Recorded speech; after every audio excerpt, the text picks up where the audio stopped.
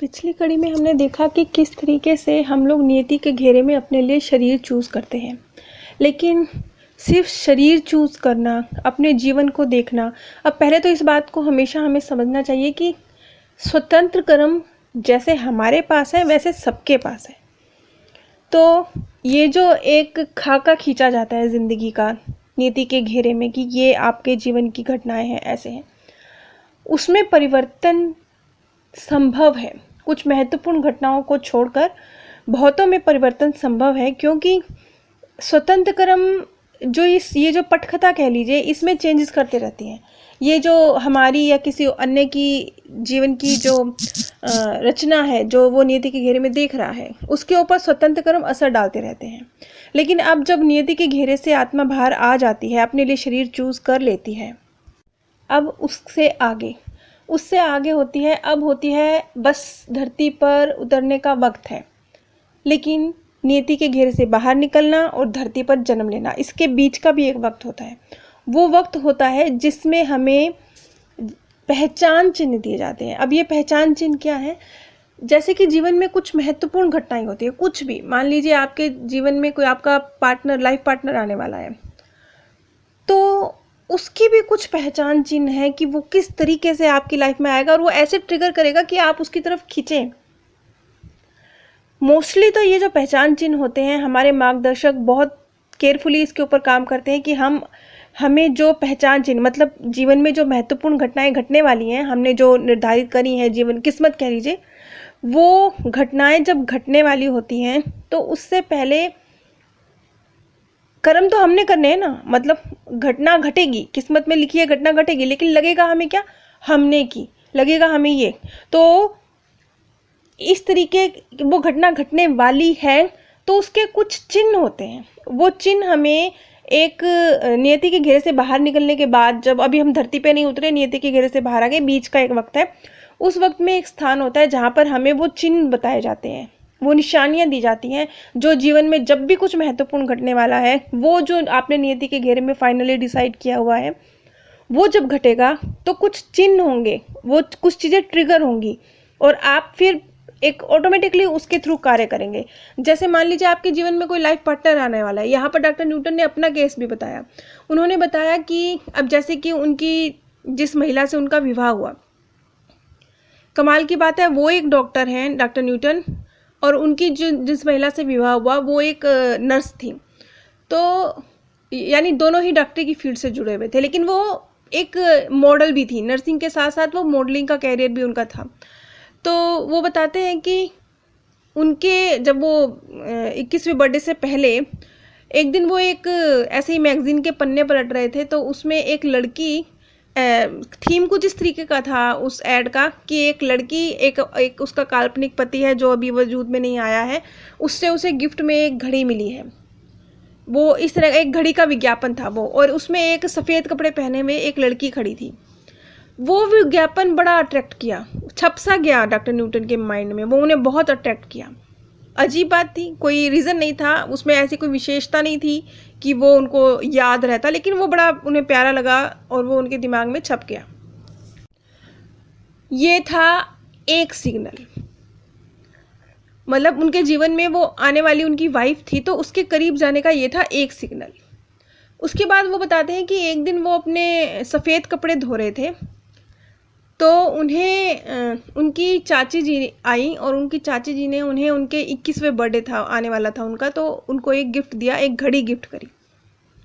तो जब वो घड़ी वो देख रहे थे तो उन्हें वो जो मॉडल जो उन्होंने मैगजीन में देखी थी वो याद आ गई, क्योंकि वो जो घड़ी थी जो उन्हें गिफ्ट मिली थी वो उसी कंपनी की घड़ी थी जिस कंपनी का वो मॉडल देख रहे थे, और वो उस वक्त सफ़ेद कपड़े धो रहे थे।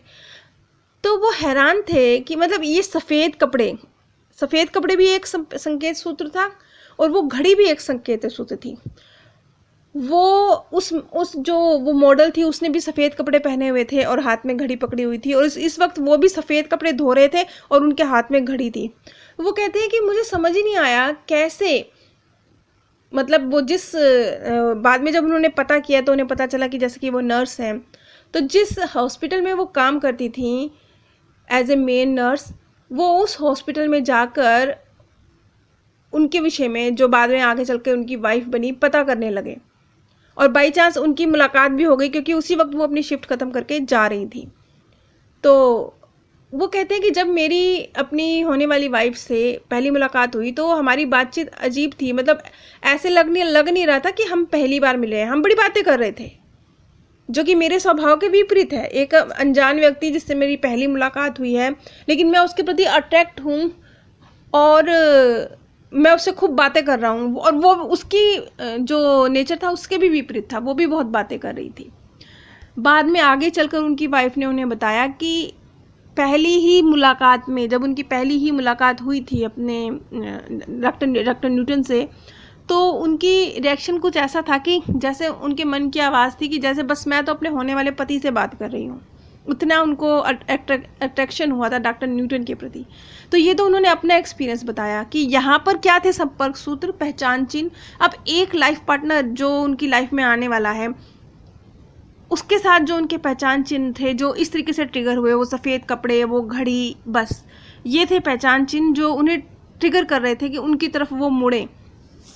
अब इसी तरीके का एक और केस भी है जिसमें एक माध्यम ने बताया, उसने काफ़ी डिटेल में उस जगह के बारे में बताया जिस जगह पे उसने बताया कि सभी आत्माएं एकत्र थीं। वो एक स्थान जहाँ पर वो अपने पहचान चिन्ह ले रहे थे, जो उसके साथ रोल प्ले करने वाली है, जो उसके जीवन में आने वाली है महत्वपूर्ण रोल। जैसे कि उसका जो बिजनेस पार्टनर था वो उसकी लाइफ पार्टनर थी, वो उसके जो फैमिली के मेम्बर्स थे वो उसके जीवन की और महत्वपूर्ण घटनाएं थी जो घटने वाली थी। उसके जो महत्वपूर्ण दोस्त थे, जो पूरा जीवन उसके दोस्त रहने वाले थे, वो सब उस स्थान पर एकत्र थे और संपर्क सूत्र दिए जा रहे थे। संपर्क सूत्र मतलब पहचान चिन्ह कि ये तुम्हारे जीवन में आएगा तो तुम्हें ये चीज़ पहचान कराएगी और तुम इसकी तरफ अट्रैक्ट होगे। ये तुम्हारे जीवन में दोनों तरफ दिए जा रहे थे। तो ये उसने जिस केस का आगे वर्णन किया, आगे उसने डिटेल में बताया कि किस तरीके से जब उसकी लाइफ पार्टनर उसकी लाइफ में आने वाली थी, तो वो कहता है कि जब मेरी लाइफ पार्टनर मेरी लाइफ में आएगी तो मुझे उसकी हंसी, उसकी कोमलता, उसकी खुशबू, इस तरह के पहचान चिन्ह दिए गए कि जब ये तुम्हारी लाइफ में आएगी तो इस तरीके से मुलाकात होगी। आगे उसने डिटेल में बताया कि किस तरीके से उसकी अपनी वाइफ से मुलाकात हुई। लेकिन जब उसकी वाइफ को पहचान चिन्ह दिए गए, तो उसकी वाइफ को जो पहचान चिन्ह दिए गए वो थे उसके बड़े बड़े कान, नाचते वक्त उसका पैरों के ऊपर पैर रख देना। ये ट्रिगर थे, ये पहचान चिन्ह थे। ये मतलब कोई भी जीवन में जो महत्वपूर्ण घटना घटने वाली होती है, जो ऑलरेडी तय है, घटेगी है आपके जीवन में, उसके चिन्ह होते हैं। लेकिन कई बार आत्माएं इन चिन्हों को भी नहीं समझ पाती। मोस्टली समझ लेती हैं, 90% तो हम उन चिन्हों से पहचान लेते हैं और वो घटना जीवन में घट जाती है, हम आगे बढ़ जाते हैं। लेकिन मुश्किल से 5-10% ऐसे केस भी हो जाते हैं जिसमें हम उन पहचान चिन्हों को इग्नोर कर देते हैं। फिर हमारे रास्ते अलग हो जाते हैं, टोटली अलग हो जाते हैं। जैसा कि उनके पास एक माध्यम आया जिसने बताया कि वो पहले आयोवा में रहता था और उसकी जिस लड़की से शादी हुई है वो कैलिफोर्निया में रहती थी। तो जब वो आयोवा में रहता था तो वहाँ उसकी एक गर्लफ्रेंड भी थी और उसके साथ उसके इतने बहुत गहरे संबंध थे। वो चाहता था कि वो उसी के साथ शादी करे, लेकिन वो उसकी लाइफ पार्टनर नहीं थी, उसके साथ उसका भविष्य आगे नहीं था। लेकिन उस वक्त वो दोनों के बीच में बड़ा गहरा प्यार था। तो जब ये बात आई कि आयोवा छोड़कर उसके मम्मी पापा कैलिफोर्निया में सेटल होना चाहते हैं, तो उसने मना किया कि मैं कैलिफोर्निया नहीं जाना चाहता। तो उसके जो बहन थी उसने उसको बहुत समझाया, बहुत फोर्स किया कि देखो, अगर तुम कैलिफोर्निया जाओगे तो तुम्हारे लिए तरक्की के रास्ते ज़्यादा हैं, जीवन के बेहतर बनने के रास्ते ज़्यादा हैं। तो उसने उसको बहुत प्रिपेयर किया कि नहीं, उसे कैलिफोर्निया ही जाना चाहिए। अंत में वो अपनी बहन की बात मान गया और वो कैलिफोर्निया चला गया। अब ये आगे चलकर उसे फिर अपनी वाइफ मिली, जिसके बारे में मैंने अभी बताया कि उसने देखा कि उसकी वाइफ एक डांस म्यूज़िक के दौरान, एक डांस प्रोग्राम के दौरान उन दोनों की मुलाकात होगी। और वो कहता मैं हैरान था क्योंकि मुझे तो डांस आता नहीं था और ना ही मुझे डांस का शौक़ था। तो मैं नहीं जानता क्यों कि मैं उस डांस प्रोग्राम में जाने के लिए तैयार हो गया। और जब मैं तैयार हो गया वहाँ पर, जब उसकी मुलाकात उसकी होने वाली वाइफ से हुई, तो कहता है कि वो किसी और के साथ डांस कर रही थी, लेकिन मेरे स्वभाव के विपरीत, जो मेरे नेचर में नहीं है, उसके विपरीत मैंने एक तरह से उसे उस व्यक्ति से छीन सा लिया और मैं उसके साथ डांस करने लगा। और कमाल की बात है, उस वक्त मेरे पैर ऐसे चल रहे थे जैसे मैं बड़ा अच्छा डांसर हूँ, जबकि मेरे को डांस नहीं आता। तो ये ट्रिगर था, यहाँ पे पहचान चिन्ह थे। जैसा कि मैंने अभी पहले इसी केस के बारे में बताया था कि इन दोनों की जब मुलाकात होनी थी तो कुछ चीज़ें ट्रिगर करनी थी, जैसे कि उस लड़की को इसके बड़े बड़े कान, इसका नाचते वक्त पैरों के ऊपर पैर रख देना, ये चीज़ें ट्रिगर करनी थी। और इस लड़के को उसकी खुशबू, उसकी मुस्कुराहट, ये चीज़ें ट्रिगर करनी थी। तो दोनों ने आपस में करीब आना था और वो आत्मिक साथी थे, उनकी विवाह होना था। लेकिन ये तो आगे चलकर हुआ। उससे पहले जब वो लड़का आयोवा में रहता था और वहाँ पर उसकी एक गर्लफ्रेंड थी, उसके साथ भी उसके बड़े अच्छे संबंध थे और वो चाहता था कि आगे चलकर ये उसकी वाइफ बने। लेकिन जब उसकी बहन ने समझाया तो वो कैलिफोर्निया आने के लिए तैयार हो गया।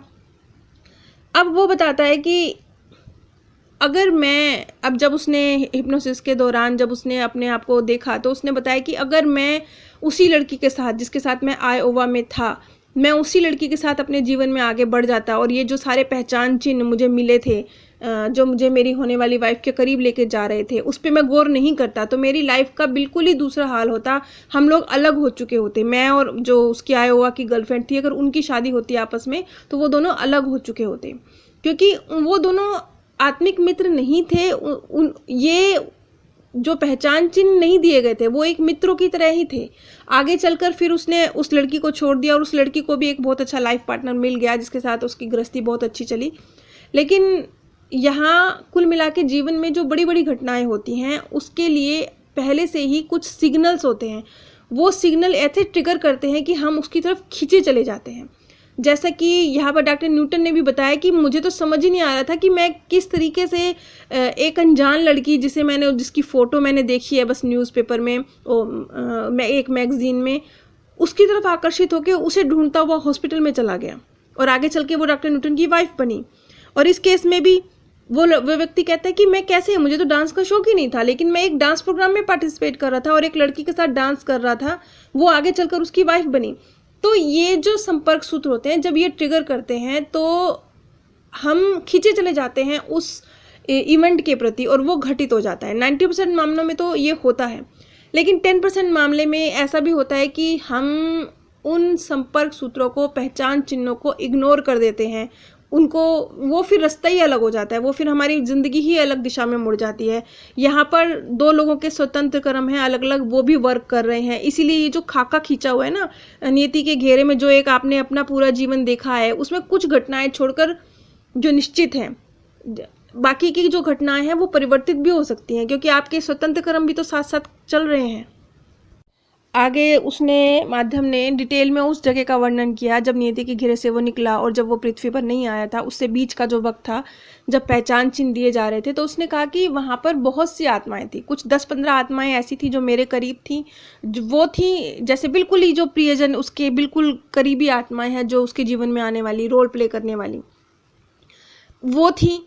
और कुछ जो दूसरे समूह की आत्माएं थी, मतलब उनके रोल बहुत नगण्य से रहे होंगे उस व्यक्ति के जीवन में, बहुत दूर दूर से छोटा सा उन्होंने इफेक्ट डाला उसकी लाइफ में, तो वो भी थी। वो उनको अपने पहचान चिन्ह दिए जा रहे थे। तो वो एक बहुत बड़ा स्थान था जहाँ पर सबको पहचान चिन्ह दिए जा रहे थे कि जिस तरीके से तुम अपनी लाइफ में काम करोगे तो तुम्हारी लाइफ में जो महत्वपूर्ण घटने वाला है वो किस तरीके से तुम्हें ट्रिगर करेगा, तुम्हें खींचेगा। खैर, आगे उस व्यक्ति ने बताया कि जो उसके बिजनेस पार्टनर है, जो उसके दोस्त हैं, करीबी दोस्त हैं, जो उसके जीवन में बहुत बड़ा रोल प्ले कर रहे हैं, इस तरह के जो लोग हैं, उनके साथ जो पहचान चिन्ह थे वो एक्सचेंज किए जा रहे थे, वो बताए जा रहे थे। तो उसने आगे ये भी बताया कि बहुत सारे लोग ऐसे भी हमारे जीवन में आते हैं जो दूर दूर से हम पर इफेक्ट डालते हैं। मतलब वो कोई बहुत महत्वपूर्ण हमारे जीवन साथी नहीं होते, हमारे जीवन में उनका कोई महत्वपूर्ण रोल नहीं होता, जीवन में 1-2 बार मिल गए, बस यूं ही राह चलते मिल गए, या कहीं किसी स्थान पर मिल गए, किसी ऑफिस में मिल गए, कोई आपकी किसी से कुछ घड़ी बातें हुई, लेकिन वो इतने महत्वपूर्ण रोल प्ले करते हैं, वो कुछ बातें ऐसी कह जाते हैं, वो कुछ आपको इस तरह की चीज़ें करने के लिए प्रेरित कर जाते हैं कि आप आपकी जीवन की दिशा पलट जाती है। ये भी कोइंसिडेंट नहीं होता, ये भी नियति के घेरे में आपने देखा होता है। ये भी इस तरह के व्यक्ति जो अचानक से, आपका उनसे कोई रिलेशन नहीं है, आप उन्हें जानते भी नहीं हैं, आपकी उनसे कोई जान पहचान नहीं है, आप उनसे एक बार मिलते हैं, दोबारा जीवन में कभी मिलते भी नहीं हैं, लेकिन उनकी कुछ ऐसी बातें होती हैं, उनकी कुछ ऐसी राय होती हैं, जीवन के प्रति ऐसा कुछ आपको नज़रिया दे जाते हैं कि आपकी जो सोचने समझने कार्य करने का तरीका है वो पलट जाता है। तो ये जो महत्वपूर्ण लोग होते हैं हमारे जीवन में, ये यूं ही नहीं आते, ये डिसाइडेड होते हैं नियति के घेरे में।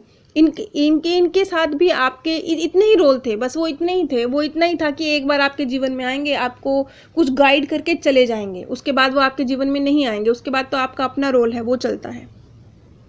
तो इस तरीके से भी हैं बहुत सारे लोग आपके जीवन में, दूर दूर से भी असर डालेंगे, बहुत करीबी नहीं होंगे, आपसे दूर दूर से असर डालेंगे, आपके जीवन की बस राह को पलट देंगे, और कभी चाहे आपकी उनसे मुलाकात भी ना हो।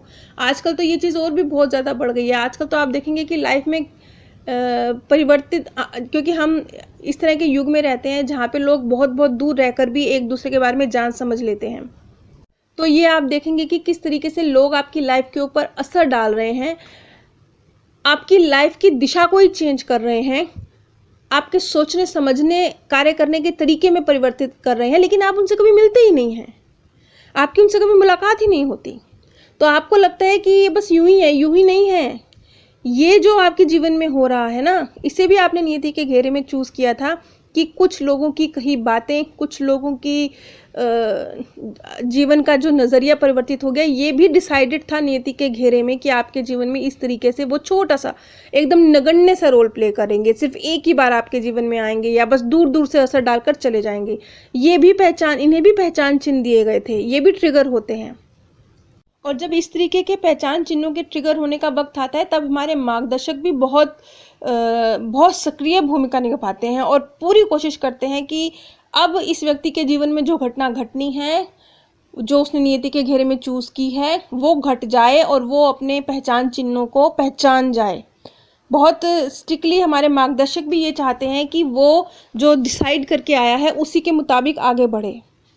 अब ये जो स्थान है जहाँ पर हमें पहचान चिन्ह दिए जाते हैं, हमारे जो मेन रोल हमारे साथ प्ले करेंगी आत्माएं उनके साथ, लेकिन इसके बाद आगे एक ऐसा स्थान भी होता है जो मार्गदर्शक के साथ आत्मा जब इस पहचान वाले स्थान से निकल जाती है, तो उसके बाद मार्गदर्शक के साथ वो एक बैठक कह लीजिए, वरिष्ठ आत्माओं की बैठक कह लीजिए, इस तरह की एक स्थान पर जाती है, जहाँ पर जैसे कि इस व्यक्ति ने कहा कि वहाँ पर मुझे निर्लिंगी, मतलब जैसे महिला से पुरुष बन रहे थे या पुरुष से महिला, कुछ समझ नहीं आ रहा था, इस तरीके के जो कुछ 3 आत्माएं थी वो बैठी हुई थी, और वातावरण बहुत शांत था, बहुत ही औपचारिक था लेकिन फिर भी मैत्रीपूर्ण था, औपचारिक लेकिन फिर भी मैत्रीपूर्ण, इस तरह का एक वातावरण था।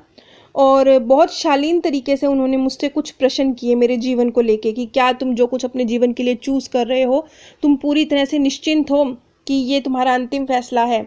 तो इस पर उस आत्मा का कहना था कि हाँ, मैं पूरी तरह से निश्चिंत हूँ, जो कुछ भी मैंने चूज़ किया है अपने लिए वो मेरा आखिरी फैसला है।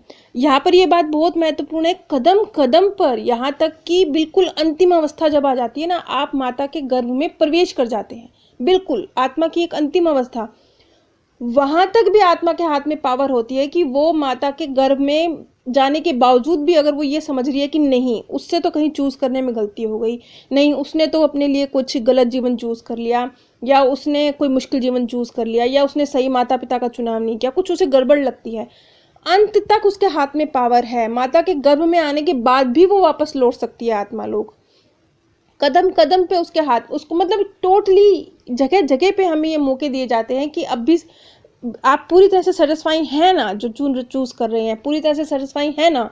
जैसे कि अब वो स्थान जहाँ पे पहचान चिन्ह मिलते हैं, वहाँ से बाहर आने के बाद जब वो व्यक्ति एक वरिष्ठ जनों की सभा में गया तो उन्होंने भी उससे सवाल किया कि आप पूरी तरह से संतुष्ट हैं। उसने कहा कि हाँ, मैं पूरी तरह से अपना जो जीवन में लेने जा रहा हूँ मैं उसके लिए संतुष्ट हूँ। फिर आगे उन्होंने कोई निर्देश नहीं दिए, कोई उन्होंने कोई नियम कायदे उसके ऊपर नहीं लादे, लेकिन जैसे वो जांच करना चाहते थे कि इसकी संकल्प शक्ति है वो कितनी है, उसके अंदर जो प्रेरणा है अपने जीवन को जीने की वो कितनी है। मतलब ये समझ लीजिए जैसे कि एक स्टूडेंट अपने लिए एक सब्जेक्ट चूज़ कर लेता है, टीचर बार बार पूछता है बेटा आप सेटिस्फाई हो, आप ये सब्जेक्ट लेना चाहते हो, बच्चा कहता है हाँ मैं तो यही सब्जेक्ट लेना चाहता हूँ। उसके बाद भी टीचर अंत तक भी कहती है कि बेटा फैसला, मतलब जांचती है उसे कि क्या तू इस काबिल है कि तू इस सब्जेक्ट को क्लियर कर पाएगा, क्या तू इस काबिल है, जांचने की कोशिश करती है उसे, अंत तक भी जांचने की कोशिश करती है, उसे सही गाइडेंस देने की कोशिश करती है। मान लीजिए कोई बच्चा है, कोई मुश्किल सब्जेक्ट चूज़ कर रहा है, मैडम उसको अंत तक ही इस बात को क्लियर करेगी कि बेटा तू सही से कर लेगा ना, बच्चे को सेटिस्फाई करेगी और फिर उसका साथ देगी कि चल एक बार ये पेपर मुझे हल करके दिखा, अगर तू इस पेपर को हल कर लेता है तो समझ में आएगा कि तू आगे चलकर इस कोर्स को, इस सब्जेक्ट को अच्छे तरीके से हैंडल कर लेगा। मतलब पूरी तरह से साथ देने वाला एक टीचर होता है, तो वो इस तरीके से होता है। ठीक इसी तरह से जब आत्मा नियति के घेरे में अपने लिए शरीर चूज कर लेती है, पहचान कक्ष में जाकर अपने लिए पहचान चिन्ह भी ले लेती है, अब बारी आती है धरती पर जाके जन्म लेने की। उससे पहले एक वक्त आता है जब जांचा जाता है, क्लियर किया जाता है कि आप सेटिस्फाई हो, उसके बाद जांचा जाता है कि क्या ये पूरी तरह से लायक है, जो सब्जेक्ट ले रहा है, जो जीवन चूज कर रहा है उसके पूरी तरह से लायक है। उसके बाद उसे बहुत सी पॉजिटिविटी दी जाती है, बहुत सारी ऐसी मतलब एक सकारात्मक शक्तियों के साथ उसे नवाजा जाता है कि वो अब जो सब्जेक्ट चूज कर लिया है, जो जीवन चूज कर लिया उसे वो जी भी सके। उसे ये समझ लीजिए कि किसी सब्जेक्ट में, मुश्किल सब्जेक्ट में आप पैर डालने जा रहे हैं, उससे पहले आपको मैडम मेंटली इमोशनली तैयार कर रही है कि तुम घबराना मत, मैं तुम्हारे साथ हूँ, तुम इस सब्जेक्ट को कर जाओगे। तो उसके अंदर एक ताकत भर के फिर उसे कक्षा में भेज रही है। इसी तरीके से अब तीसरी पायदान है, जब एक वरिष्ठ जनों की सभा होती है, वहाँ पर आत्मा जाती है, तो वरिष्ठ जन पूरी तरह से एक बार फिर उसे चेक करते हैं, फिर उसे उसके अंदर कुछ ताकतें भरते हैं, कुछ पॉजिटिविटी उस तक भेजते हैं, ताकि वो जो जीवन चूज कर रहा है उसे अच्छी तरीके से जी ले। इन सारे पड़ावों से गुजरने के बाद चौथा पड़ाव आता है, अब आता है पुनर्जन्म का पड़ाव, अब आता है माता के गर्भ में प्रवेश करने का पड़ाव। इसके विषय में मैं अगली वीडियो में बताऊंगी। नीचे डिस्क्रिप्शन बॉक्स में मैंने आप सभी के साथ अमेज़ॉन का लिंक शेयर किया है। अगर आप इस लिंक के माध्यम से कुछ भी परचेज़ करते हैं तो बिना कोई आर्थिक नुकसान उठाए भी आप इस ज्ञान के प्रसार में सहयोग दे सकते हैं और लाखों लोगों के दिलों से निकलती सच्ची दुआओं के हकदार बन सकते हैं। अगर आप लोगों को ये वीडियो समझने में मुश्किल लग रही हों तो कृपया मेरे second channel path of happiness पर ज़रूर विजिट कीजिए। वहाँ पर बहुत सरल भाषा में कहानियों के रूप में हल्के तरीके से चीज़ों को एक्सप्लेन करने की कोशिश की जाती है। आप सभी पर परमात्म सौंदर्य, प्रेम और आनंद सदैव बरसता रहे। आप सभी दिव्य परम धाम में स्थान प्राप्त करें। पिछली कड़ी में हमने देखा